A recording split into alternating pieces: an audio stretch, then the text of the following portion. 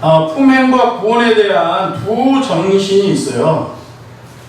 그러니까 그리스도인의 의식주 정신은요, 이 정신으로 말미암아 어느 쪽으로 치우칩니다. 다 그렇게 돼 있어요.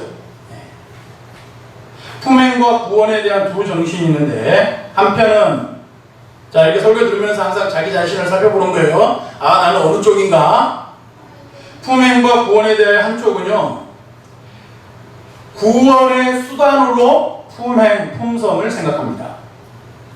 그러니까 내가 구원받으려면 사람이 돼야 된다 이 말이에요. 내 품행과 품성과 품격이 이루어져야 구원받을 수 있다라고 하는 거예요. 이런 생각을, 이런 정신을 가지고 있는 분들의 신앙은요, 이건 제가 그냥 붙였어요. 여기 책에 없어요. 광야 신앙. 이분들은 광야에서요, 너무 고난을 많이 겪었어요. 고생을 많이 했어요. 그런 가운데에서 구원받았어요. 내가 정말 힘든 가운데에 하나님을 믿어왔어요.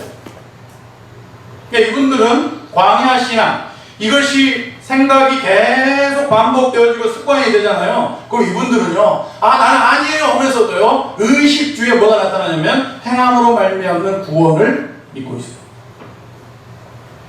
안식일 교인들이 많이 그래요. 그러니까 처음에는 믿음으로 시작했다가 교회를 다닐수록, 신앙의 연수가 올라갈수록, 성경을 볼수록 어디로 간다? 행함으로 가요. 그러다 보니까 나중에는 행함이 따라가지 못하니 구원받을 수 있어요, 없어요? 자신이 있어요, 없어요? 자신이 없는 거예요. 아, 그래서 엉뚱한 사람들이 와가지고 당신 구원받았습니까? 라고 하면은요, 글쎄요. 그러니까 내가 구원에 대한 확신이 왜 들지 않냐면, 구원의 수단으로서 품성과 품행과 품격이 수반되어야 된다라고 생각하기 때문에 그래요. 이분들은 되게 광야 신앙하신 분들이 철두철미하게 믿습니다. 그래가지고 그렇게 나는 그 죽을 고생을 하면서 안식일을 지키고 하나님을 믿느라고 그렇게 살아왔는데, 오늘날 현대인들을 보면 나만큼 고생하지 않는 것 같은데 하나님 믿는 것이 시원찮고 잘 못하면은 뭐예요? 그거를 수용할 수가 없어요. 수용하지는 못해요. 자, 또 한편입니다. 또 한쪽은 정반대로서요, 품행과는 상관없이 구원이 이루어진다는 거예요. 이건 제가 그냥 붙였습니다. 십자가 한편의 강도 같은 신앙. 그러니까 마지막 순간에 예수 그리스도를 영접함으로 평생 동안 나쁜 짓만 하고 평생 동안 품행과 품성과 품격은 제로에 가까웠는데, 마지막 순간에 예수 그리스도를 영접함으로 인하여 구원받은 강도의 신앙. 극적인. 이분들이요, 계속 반복되고 습관이 되면요, 나아가면요, 이분들이 자꾸 생각이 뭐냐면, 믿음으로만 구원받는다, 이런 생각을 갖고 있다니까요. 믿음으로 말미암아 구원받는다. 그러니까 믿음으로 말미암는 구원이라고 하는 것이 점점 강화되면서 나타나는 게 뭐냐면요, 자유주의예요. 그러니까 오늘날 젊은 사람들이요, 안식일 학교 시간에 9시 반에 와서 안 시작해도 11시 50분에 와서 예배를 드려도 자기 자신은 부끄러워요? 안 부끄러워요? 네? 안 부끄럽다니까. 우리가 지금 잘 몰라서 그래요. 그러니까 오늘날 이 자유주의, 그냥 오직 하나님의 은혜로 구원받는다고 생각하는 사람들은 처음에는 안 그랬어요. 처음에는요, 아, 내가 이렇게 주변 사람들 신앙하는 거, 또 성경 말씀을 보고 그러니까, 아하, 뭐예요? 아, 열심히 내 행함과 내 믿음과 내 이것이 실천돼야 되겠구나 라고 생각했는데, 그것이 점점 한 번, 두 번 반복되면서 뭐예요? 아, 내가 예배 드리는 게 쉬워요, 어려워요? 네? 예배 시간에 정시에 참석해가지고 그 2시간 반 동안 예배 드리는 게 쉬운 일이에요, 어려운 일이에요? 이성태 집사님, 교회 처음 나오셔가지고 2시간 반 동안 예배하는 게 쉬우셨어요, 어려우셨어요? 어려웠어요. 왜 어려웠어요? 힘들어요. 여러분, 처음부터 그렇게 예배하는 게 쉽지가 않아요.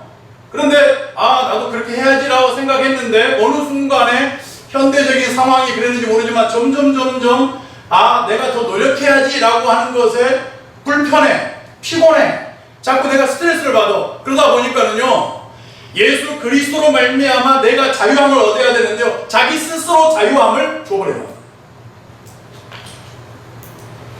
여러분, 우리가 꼭 기억해야 될 것이요, 하나님으로부터 만족을 얻고 하나님으로부터 감사하고 하나님으로부터 은혜를 받아야지, 내가 내 마음대로요, 나 이제 좀 자유롭게 살고 싶어 그러면서 내가 나에게 자유를 허락하는 게 신앙이 아닙니다.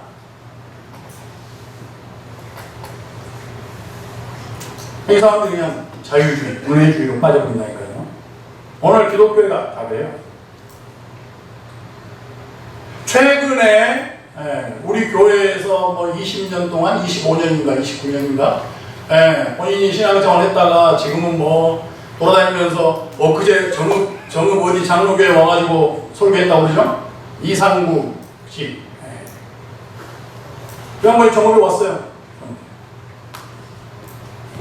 근데 그 양반의 내가 유튜브 영상을 통해서 들어보니까요, 뭐 복잡한 이야기 하는데 딱 핵심이 뭐냐면요, 요 두 정신 가운데 자기가 원래는 여기 정반대 자유주의, 은혜주의 신앙을 장로교에서 받아들여가지고 한 50년 동안 신앙생활 했는데, 제7일 안식일 예수 재림교회를 받아들이고 깨달은 다음에 내가 한 20여 년 동안 다시 첫 번째 주의로 갔다가 내가 다시 돌아왔다 이 말이에요. 그 과정을 설명하더라니까요.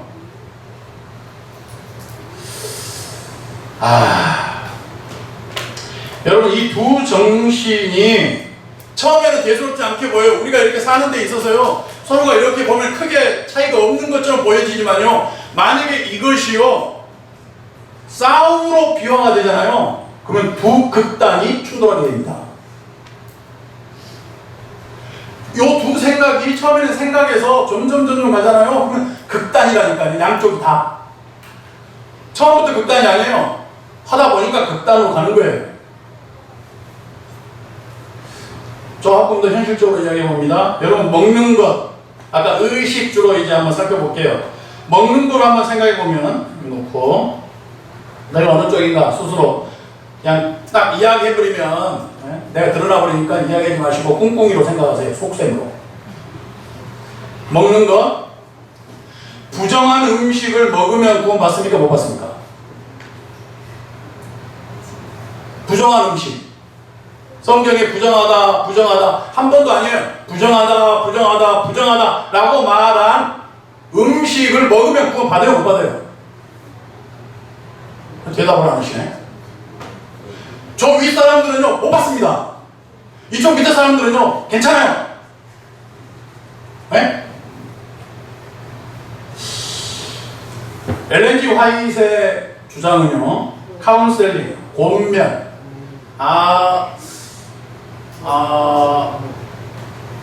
하는 것이 좋겠다.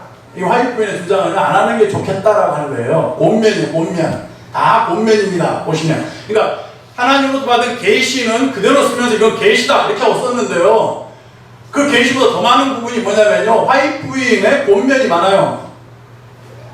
그런데 그 권면을 굉장히 이 화이트 부인의 스타일이 강력하게, 간절하게 호소하다 보니까요, 100여 년이 지난 우리한테는요, 그 화이트 부인의 권면이 전부 뭘로 들려요? 교리로 들립니다. 오늘 중요한 이야기를 하고 있어요. 이 말씀을 드리면 여러분들이 괜히 막 또 혼란을 겪지 마십시오. 제7일 안식일 예수 재림교회 기본 교리 책, 오늘 내가 갖고 오지 않았습니다만 이렇게 두꺼운 책 가운데요, 음식에 관하여 먹어라 먹지 말아라, 정한 거다 부정한 거다라고 이야기하는 대목이요, 여러분 그리스도의 품성 이 대목에서 딱 2페이지만 나옵니다. 그러니까 우리가 교리적으로 봤을 때 뭘 먹고 안 먹고는요, 이 기본 교리에서 그렇게 중요하게 취급하지 않아요. 그런데 우리들의 일상생활을 돌아가면요, 안식일 다음으로 안식일 교회는 뭐 안 먹는 교회로 통하잖아요. 왜 그래요? 그 이유가 뭐예요? 뭘 성경에 그래요? 요거 첫 번째 때문에 그런다니까요. 저 첫 번째 정신이, 저 첫 번째 정신 때문에 그런다니까요. 의식주에 대한 그리스도인 정신을 저쪽 첫 번째 극단으로 나도 모르는 사이에, 처음엔 아니었어요. 나도 모르는 사이에 뭐예요? 점점 반복되어지면서 이게 강화되어갔다 이 말씀이에요. 자, 먹는 것에만 자꾸 우리가 뭐 품성, 품격, 품행을 이야기하는데요. 먹는 것이 다가 아니잖아요. 여러분, 옷이라고 하는 게 그 외모거든요. 드러내는 것이거든요. 태어날 때부터 천성적인 외모는 어쩔 수가 없지만, 우리 옷이라고 하는 것은요, 내가 얼마만큼 단정하고 얼마만큼 나의 그 약점과 단점을 커버하는 옷이 날개다라고 하는 것처럼 그 옷 입는 것, 이 옷 입는 것이라고 하는 내 외양이에요. 그러니까 내 살아가는 모습이에요. 나를 위한 것보다는요, 다른 사람이 나를 보는 것이 의예요. 의식주의 의예요. 여러분, 옷을 입고 다니는 것이 나 때문만에 입고 다니세요? 다른 사람을 위해서 입고 다니세요? 헷갈리시죠? 네? 다른 사람 몸이 없으면 하루 같은 거 없어. 네. 우리 교회사님이 정확하게 이야기했어요. 여러분, 옷이라고 하는데요, 다 나를 위해서도 입어요. 그쵸? 추우니까 옷 껴입잖아요. 네? 나를 위해서도 입지만, 가만히 생각해보면 나만을 위해서 옷을 입어요. 다른 사람들 위해서 옷을 입어요. 그러면 의식주의 의라고 하는 것은요, 다른 사람이 나를 보는 거예요. 나의 나됨이 아니고 다른 사람이 나를 어떻게 보느냐 이 말이에요. 그러니까 나의 품행과 나의 품성과 나의 품격은요, 그냥 나 혼자만의 문제가 아니에요. 다른 사람이 나를 어떻게 보느냐를 신경 쓰면서 내 품성과 내 품격과 내 품행을 다듬어야 한다 이 말이에요.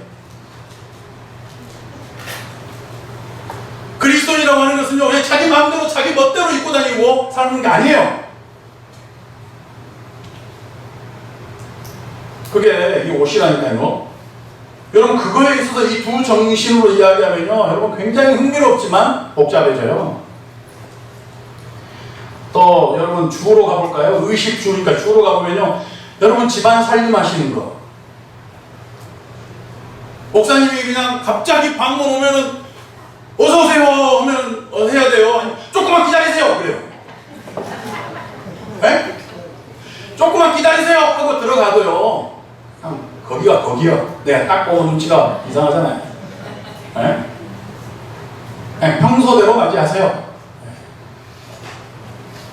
그런데 여러분, 집안 살림 이런 거, 의식주에 나타난 그리스도인 정신이 품행이고 품성이고 품격인데요. 오늘 굉장히 재밌게 말씀을 준비했는데 얼마나 재밌을지 모르겠습니다.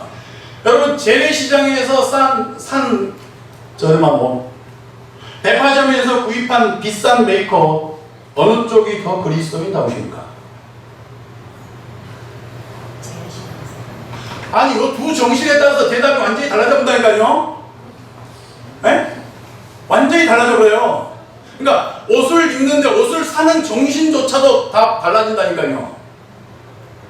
자, 그 다음에 또 장신구는 안 했어요. 장신구, 코걸이, 귀걸이, 이런 다, 이런 걸 안 했지만, 우리 교인들 가운데 내가 일일이 언급할 수는 없지만,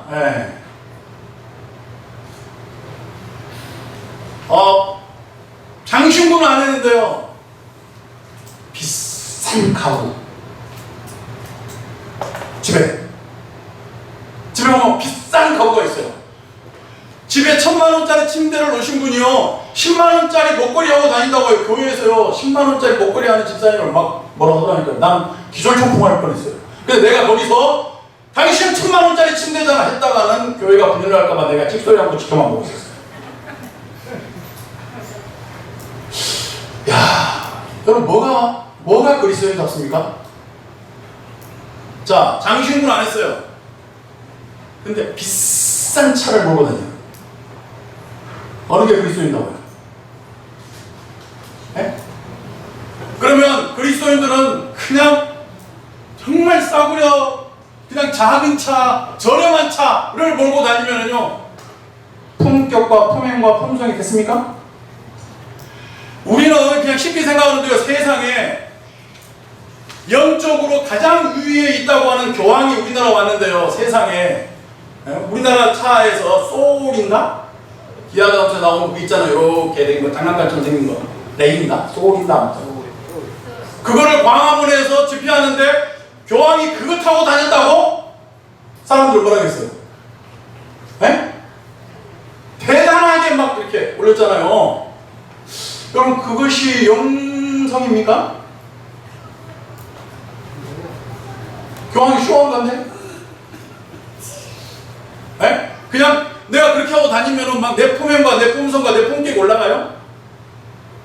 여러분 이 두 정신이 우리에게 구체적인 삶으로 들어가면요, 구체적으로 들어가면 어려워져요. 들어보십시오. 각 개인의 성향, 자라나는 환경, 지식 정도, 교육 정도, 처한 처지, 형편, 상황, 그 속에서 형성된 습관, 편견, 관념들, 그리고 진짜 중요한, 저도 마찬가지고 우리 모두에게 있어서요, 내가 의식주에 나타난 그리스도인의 정신, 이것이 품성이고 품행이고 품격인데, 그것을 연구하면서 딱 발견된 게 뭐냐면요, 결코 버려지지 않는 한 가지가 있는데, 그게 뭐냐면요, 이기심입니다. 이기심이라고 하는 것이 여전히 해결되지 않은 채 우리는 그리스도인이 됐어요. 그러니까 이기심이라고 하는 것이 전혀 해결되지 않은 채 그냥 내 마음속에 꽁꽁 숨겨 있어요. 그 가운데에 그 이기심이라고 하는 것이 이 두 정신으로 그럴듯하게 나타난다 이 말이에요. 이 두 정신에 들어가고 깊이 들어가면요, 어디로 들어가냐면요, 이기심으로 들어간다 이 말이에요. 서로 다른 생각, 서로 다른 입장, 서로 다른 처지, 서로 다른 어떤 삶의 태도, 문화, 관습, 주장, 이것이 계속되니까요, 여러분 그리스도인의 품에, 그리스도인의 품성, 그리스도인의 품격으로 들어가잖아요. 그러면요, 예배 시간에 그냥 설교니까 여러분들이 이렇게 듣고 있지, 토론, 내일 교과 공부실에 들어가고 토론하자고 그러면요, 이게 하나가 될까요, 안 될까요? 안 된다니까요. 의식 주에 있어서요, 구체적으로 어떤 것이 그리스도인의 합당한 품성이냐, 품행이냐, 품격이냐라고 들어가면요, 우리 모두가 이기심이 제어되지 않는 한 하는 모든 주장은요, 극단이라니까요. 내가 안 하니까 너도 하지 마 라는 식이에요. 근데 내가 안 한 것이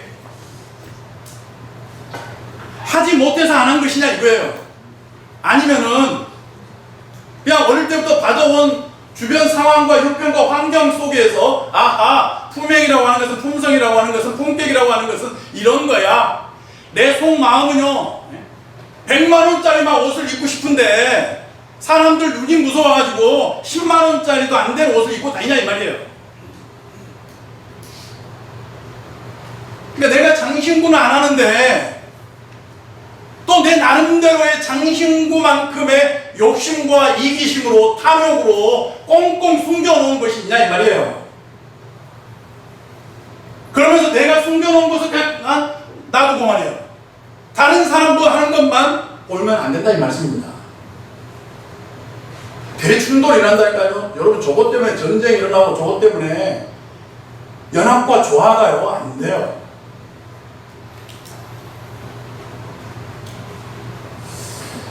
이 부분에 정말 많은 지혜가 요구되고 필요해요. 지혜라고 하는 것은 분별력인데요, 각 사람이 가지고 있는 속내가 다 달라. 네? 속셈이 다 달라.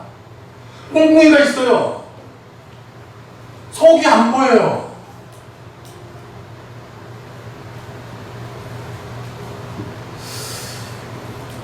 이제 말씀을 우리가 이렇게 하고 끝나면 안 되겠죠. 양극단에 동조하면요, 편들기가 됩니다. 여러분 요쪽 요렇게 이렇게 생각을 하잖아요. 그러면 이야기할수록요 다 편가르기가 돼요. 우리 교회 안에서요, 자 돼지고기를 먹으면 구원 받을까요, 못 받을까요? 자 나누세요. 그럼 딱 나누죠. 자 서로 연합하고 조화해보고 합의를 해보세요. 합의가 돼요, 안 돼요? 안 된다니까요. 아니 돼지고기는 또 확연하게 다르다니까. 그래. 그 외에 자 성경에서 말하는 정한 고기 먹어도 되고 어떤 사람은 절대 먹으면 안 되고 이렇게 뭐하고 이야기하면 서로 허용하든가요, 서로 그냥 하고 가버린가요? 네? 여러분이 요 22장 우리가 지금 지금 3달 동안요 그리스도인의 기본 생활에 대한 말씀을 하고 있는데요. 여러분 놀라운 말씀이에요 지금. 네? 그러니까 그동안에 가지고 있던 내 신관, 내 인간론, 죄론 이 모든 것이 이제 수면 아래에 있어요. 내 속에 있어. 근데 그것이 구체적으로 드러나는 것이 이제요 기본 생활이에요. 생활. 그래서 하나씩 지금 이렇게 하고 있잖아요. 다음 주면 이제 맞춰요. 결혼하고 가정하고 끝나 이제. 그리고 그 다음 주는요 이제 우리가 예전에 작년에 요한계시록 공부했듯이 종말론이에요. 마지막은 종말론. 이제 종말론 공부로 가버려요. 그러니까 다음 주까지가 이렇게 구체적인 그리스도인의 생활이라니까요. 기본적인 품성과 구원에 대한 그럼 하나님의 품성이 나를 통하여 드러나야 돼. 그럼 하나님께서 성경을 통하여 우리에게 주신 품성과 구원에 대한 개념. 그럼 하나님은 이렇게 복잡한 의식주에 나타난 그리스도인의 정신에 대해 우리 하나님은 어떻게 우리에게 말씀하고 계시냐 이 말이에요. 사람의 품성이란 신적 완전함에 이르는 것입니까? 기독교하고요 자꾸 유교, 불교, 다시 말하면 비기독교적 가르침에요 영향받은 사람들이 너무 많아요. 우리가 자꾸 신의 성품에 다가서면요 신이 되는 것으로 착각해요. 유교는 신령이 되버려요. 귀신이 되버려요. 불교는요 성불 해가지고 부처가 되버려요. 다 신이 된다니까요. 근데 기독교는요 아무리 너희의 품성이 완전하다 할지라도 신이다 피조물이다. 이거 중요한 개념입니다. 그러니까 우리의 품성이라고 하는 것이 신적 완전함이 이르는 게 아닙니다. 인류의 범죄와 타락, 하늘 천사장 루스벨의 반역이 모두 다 완전했지만 타락했습니다.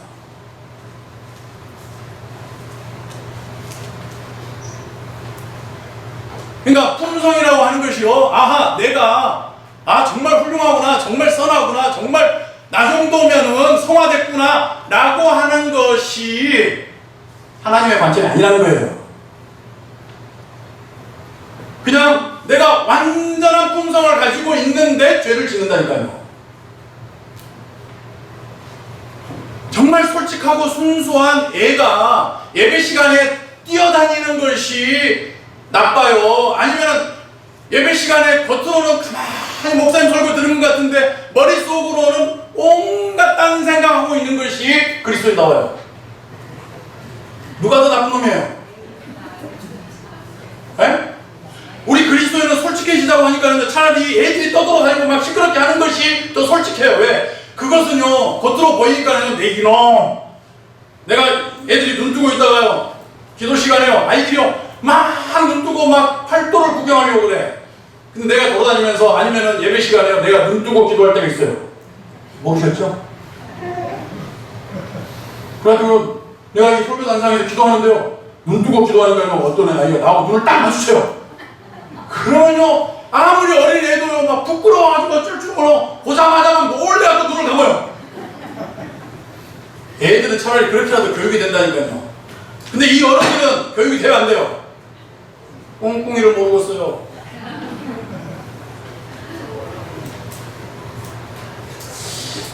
여러분 잘 기억하세요. 아담과 하와가 완벽한 품성을 가졌다고 하는데 죄를 지었어요. 천사장 루스벨이요 퍼펙트 했는데 반역했어요. 믿는 도끼에 발등 지키고요 큰 코 다쳤죠. 여러분 품성이라는 게 그렇다 이 말이에요. 생각해 보십시오. 철저히 온갖 법칙대로 살고 모범적으로 살면 구원 받습니까? 네? 내가 정말 내가 나를 봐도 이 정도면 됐어. 다른 사람들도 나를 다 칭송해. 누구처럼 이렇게 신앙생활하고 누구처럼 살아야 돼. 막 이렇게 하면요. 여러분 그것 때문에 내가 구원 받습니까? 기분은 좋죠. 아닙니다. 그럼 반대로요. 하나님 믿는다고 하면서도 맨날 아파. 건강하지 못해. 병원하고 너무 친해. 교회하고 친해야지 우리 말세 때 병원하고 친하게 지내십니까? 교회는 일주일에 한 번도 그냥 올까 말까 하면서 그냥 병원을 매일같이 가면 돼요, 안 돼요? 안 된다니까요. 아니, 대답을 안 해줘요.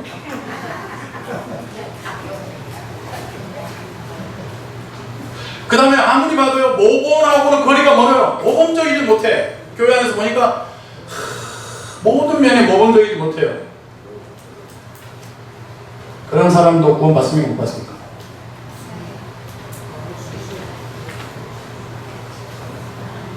네? 도무지 신앙의 모범이 안 돼. 모범도 안 되고 사는 것도 그렇고 맨날 아프고. 그런데 성경대로 하면요 구원받습니다. 어떨 때요? 오직 예수 그리스도에 의해 구원받습니다. 자, 그러면 그런 나쁜 놈은 좀 부정한 사람은 예수 그리스도의 은혜로 구원받고 조금 선하고 좀 완벽하고 모범이 될 만한 사람은요 자기의 의로 구원받습니까? 아니라니까요.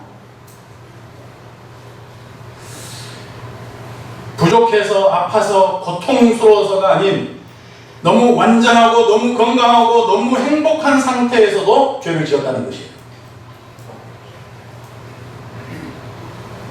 다시 말해 두 극단보다 중요한 성경적 개념은 뭐냐면요, 이기심이냐 그리스도냐 이거예요. 그러니까 내게 만족을 주고 자유함을 주고 편안함을 주고 행복을 주는 게 나냐 하나님이냐 이거예요. 네? 그러니까 내가 막 하는 일이 잘 되고 내가 건강하고 내가 하는 일이 막 뭐가 잘 풀리고 복 받는 것 같고 사업도 잘 되고 막 이러니까 행복하냐 이 말이에요. 아니에요. 여러분, 내가 건강히 살고 내가 아프고 내가 질병 가운데 있고 내가 모범적이고 내가 모범적이지 못하고 전혀 상관없이 하나님으로 인하여 자유함을 얻으셔야 합니다. 이게 핵심이에요. 이게 근본 개념이에요. 그냥 아까 그 두 주장은요 전부 이기심이라니까요. 이기심.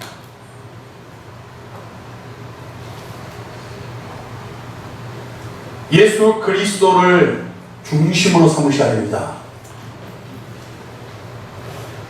예수 그리스도가요 내 의식주의 중심이 되셔야 돼요. 옷을 살 때요, 옷을 입을 때요, 이게 예수님하고 관련 있게 입으셔야 돼요. 내가 예수님 믿는 사람으로서 이 옷은 내가 헌금 내는 것보다 더 비싼 옷인데 사지 마세요. 왜 눈 딱 감고 사버려요? 그 다음에 내가 이것은 너무 싸구려고 저렴하고 질도 안 좋고 해가지고 내 경험 부족으로 말미암아 이거 10벌 사 입어가지고 그냥 한 번 입고 그냥 쭉 늘어져가지고 버린 것보다 뭐예요? 내가 이 옷을 입고 하나님의 영광을 위하여 나 같은 사람을 통해서 사람들이 나를 볼 때 저 사람 참 비싼 옷은 아니지만 참 단정하고 멋있다, 아름답다, 선하다, 단순하다, 멋있다, 이런 말을 듣기 위해서 옷을 사셔야 한다 이 말이에요. 근데 우리가 그런 걸 다 정신 차리고 옷을 사요? 정신 못 차리고 사요. 식당에 가면은 막 정신없이 먹어요. 아니면 정신 바짝 차리고 예수님 때문에 먹어요. 왜 대답을 안 하시네? 그냥 배고프면 막 정신이 없죠? 집도 마찬가지입니다. 여러분, 모든 우리의 의식주가요 하나님하고 관련 지으셔야 한다니까요. 그 중심이 하나님이 계시도록 해야 돼요. 어려운 이야기지만요 그래도 내가 계속해서 하나님 중심으로 살아야겠다라고 결심하시고 재각성하셔야 돼요. 그게 하나님의 관점이에요. 그 다음에 여러분, 아까 제가 이야기했던 것이 중심과 균형이잖아요. 중심이 내가 되지 말고요, 누가 되라? 하나님이 되게 하라. 그리고 양극단으로 치우치 말고 균형이라고 하는 것도요, 여러분, 중심이 없는 사람은요 균형을 죽었다 깨라도 못 잡아요. 자 보세요. 예수 그리스도의 마음을 품어야 된다라고 하는 것이 중심에 딱 자리 잡고 있어야 양극단으로 안 간다니까요. 근데 어느 순간에 예수 그리스도에서 이게 이기심으로 가버려요. 나로 가버려요. 그러니까 나는 양쪽으로 갈 수밖에 없어요. 어느 쪽으로든. 그러니까 사람들이요, 조금 이렇게 성화된다, 신앙이 있다 그러면은요, 나는 애어르신대로 산다, 나는 성경대로 산다, 막 이런 분들이 이기심이라고 하는 게 해결이 안 되니까 전부 완전주의로 가버리는 거예요. 완전주의에 맞는 주장을 하기 위해서 의식주가 전부 그 완전주의 쪽 의식주가 돼버려요. 이쪽으로 가요. 이쪽으로 간 사람은요, 모든 의식주가요, 믿음으로 말미암아 구원받으면 된다 해가지고 모든 행함을요 우습게 알아버려요. 그러니까 신앙생활 하는 데서 그냥 내가 내 스스로에게 자유를 주는 것이 하나님의 뜻이라고 해석해버린다니까요. 천만의 말씀이에요. 내가 나한테 만족을 주고 자유를 주는 것이 신앙이 아니에요. 하나님으로부터 하나님이 내게 자유를 주시는 것을 참 자유로 인정하고 그 자유를 누리셔야 합니다.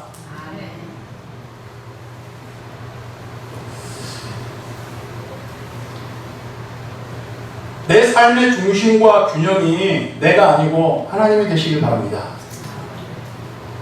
정말 제가 목 놓아 외치는 것은요, 여러분 그리스도인 품행과 품성과 품격에 있어서요, 의식주의 구체적인 이야기로 들어가면요, 정말 이기심이 없다면 주장을 했는데요, 이기심이 1%라도 있기 때문에요,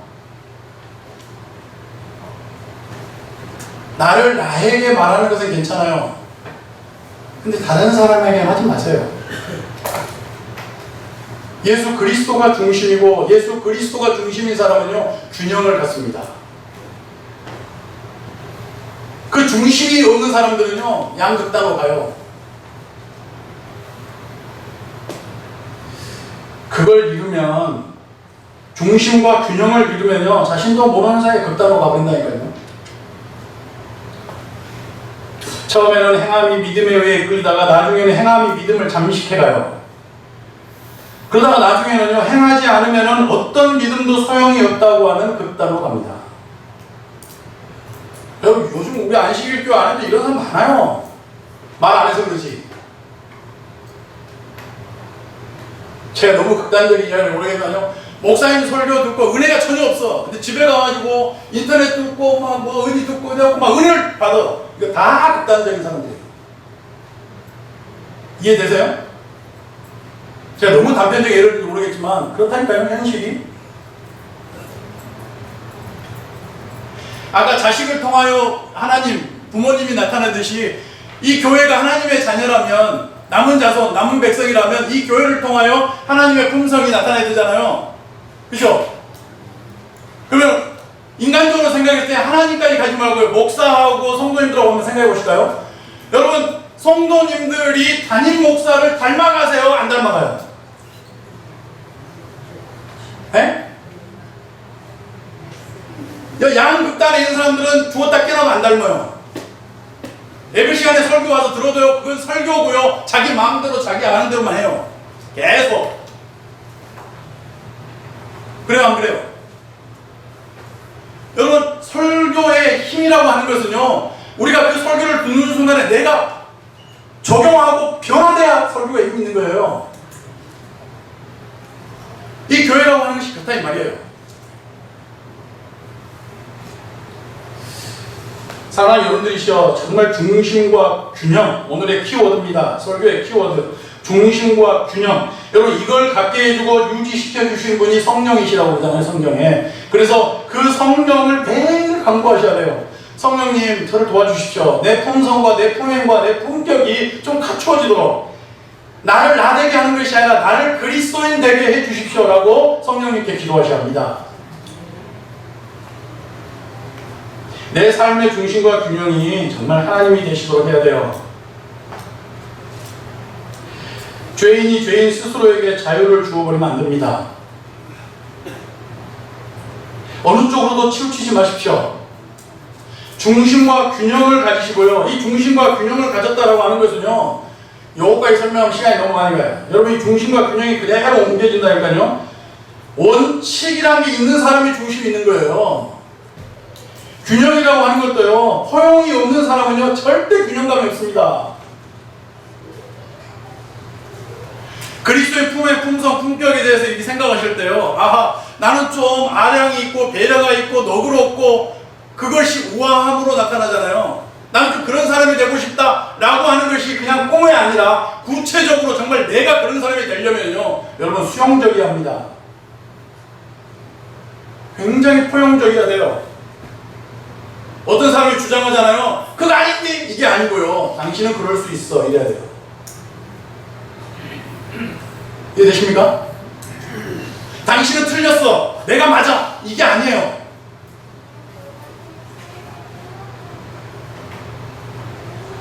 구체적으로 들어가면요. 부부간에도 마찬가지예요. 저도 우리 집사람하고 25년, 26년째 살고 있는데요. 여러분 균형이라는 게 뭐냐 봤더니 내가 포용적이지 못하잖아요. 그러면 계속해서 부부가 스트레스 속에 충돌만 일어나지 연합과 조화는 안 이루어져요. 이제 말씀을 마치려고 합니다. 예수님의 십자가의 은혜와 다함 없으신 성령의 사역을 약화시키고 감소시키고 예수 그리스도가 자꾸 효력이 이렇게 적어지는 그러한 의식주의 생활이 되지 않으시기를 바랍니다. 그래서 나아가서요, 성경의 말씀을 왜곡시키지 않게 되시기를 바랍니다.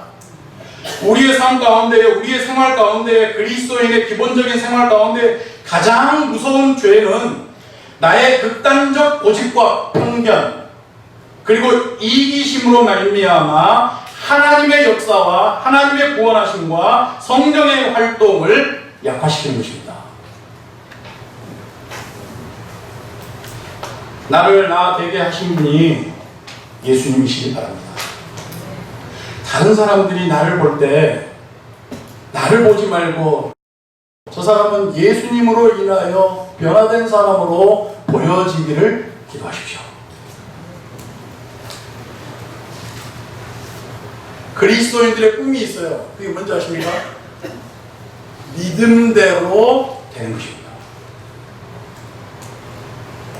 내가 사는데, 똑같이 사는데 내가 믿는 믿음대로 삶이 이루어지는 것이 그리스도인의 생활입니다. 내가 하나님을 믿는 믿음대로 내 인생이 꼴주어지는 것이 그리스도인들의 꿈이 되셔야 합니다. 내 믿음과 내 소망과 내 사랑과 내 기도가 나를 통해 이루어지고 있는 것이 증거되어야 합니다. 부디 내 중심과 내 균형, 원칙과 포용이 우리 그리스도인의 품성, 품의, 품격의 핵심이 되시기를 간절히 바랍니다. 기도하겠습니다.